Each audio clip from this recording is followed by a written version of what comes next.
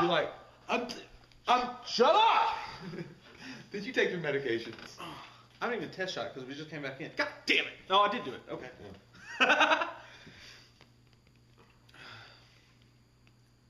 Like, it's not. We're not going on stage. We watched a movie. Yeah. We watched a movie. We watched it. We watched a movie. Yeah. Hey, welcome back to We Watched the Movie. I'm Mike, that's Jay, and today we have another Netflix nugget for you today. This was Alien requested Resurrection. by Fuck Me Winnie. Today we have another Netflix nugget for you. It's Behind the Mask, The Rise of Leslie Vernon. This was requested to us by one of our subscribers, C325. His name will be in the comment box below, and I'm going to put up an annotation. Dude, you have Boom! fucked up There so it much. is. I'd rather watch Behind the Mask of Mike Holt. Behind the Mask of your mother's underwear. Okay, this movie was directed. It was directed. They did have a director. This movie was directed by Scott Glosserman, who hasn't done anything else of note that I've seen.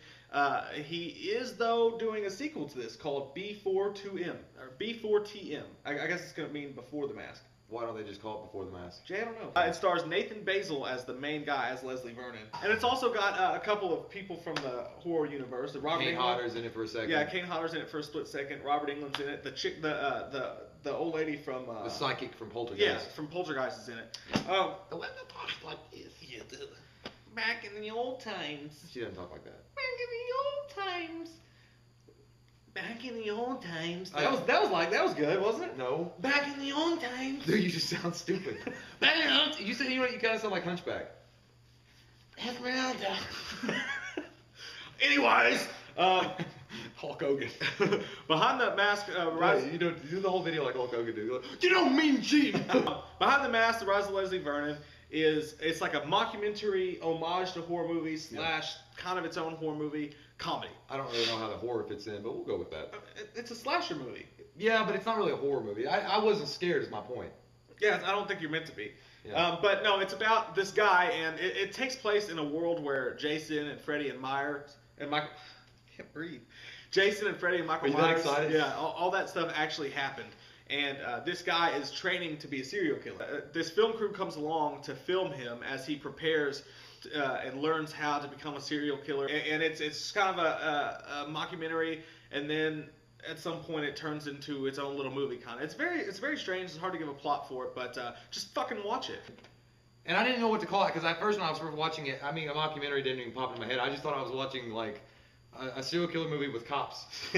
But it was crazy because I think they took the whole serial killer genre and they flipped it on its head by making a film crew follow him around and kind of watch it like in a cop style. Yeah. And you see like how this serial killer in training sets up all these different ways to get his victims and to scare them and all this stuff. And you're like, holy shit, this is crazy. Yeah. And the guy that plays the serial killer does it really well because the comedy element's there, but he's Yeah. also serious because he's he's like crazy. the most charismatic guy ever. And the guy who played it, I forgot his name already. That's all right. The guy who played Leslie Vernon, like I've never seen him in anything else, but he's awesome. Yeah, he was good, yeah. He's super charismatic. He's funny.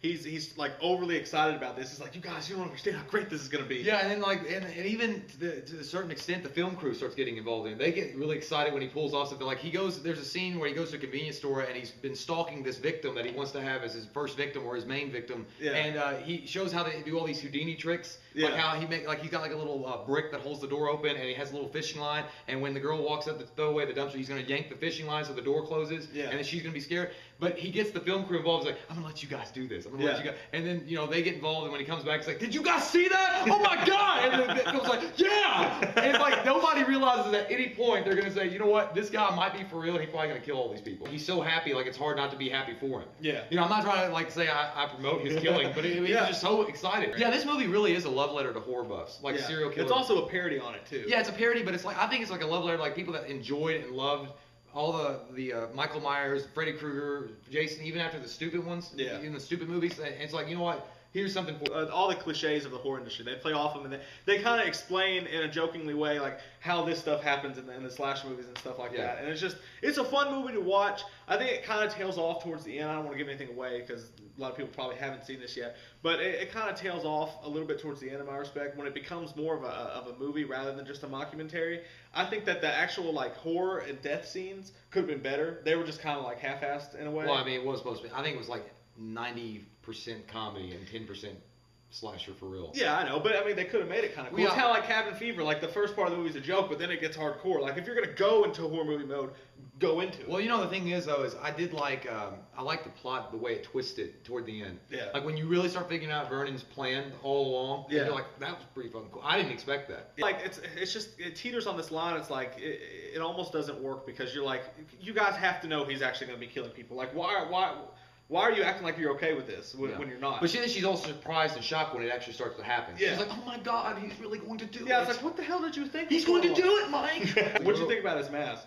It's alright. I don't know. It kind of looked like a sheriff. At the end, dude, where they like look out the window and he's like.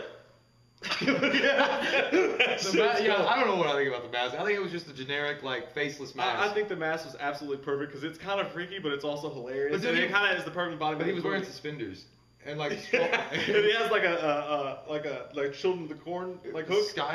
Scythe? I don't know. I think it's a scythe. Okay. No, it's a corn husker. Just shut up. You shut up. I want to husk your face. But no, I'm gonna give this movie an 8.0. I liked it a lot. Whoa. I mean, it's a low budget movie. Over the rainbow! No, that's not overrating it, Jay. I said over the rainbow. I don't give a fuck. Go get Lucky Charms. Shit. Golden ball. Fuck yeah. I give this movie an 8.0. I enjoyed it a lot. It's a love letter to horror movies. I love horror movies. You love Glee.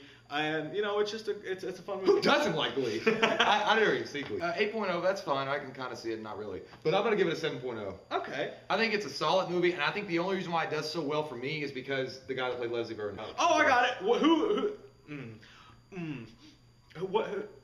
Who out of all the all-time slashers has the coolest mask in your opinion? That's not bad. Yeah. Who likes green? Rate, comment, subscribe. This is Mike and Jay, and this is Mike Watch the Movie. We'll see you next time. Mike? Yep.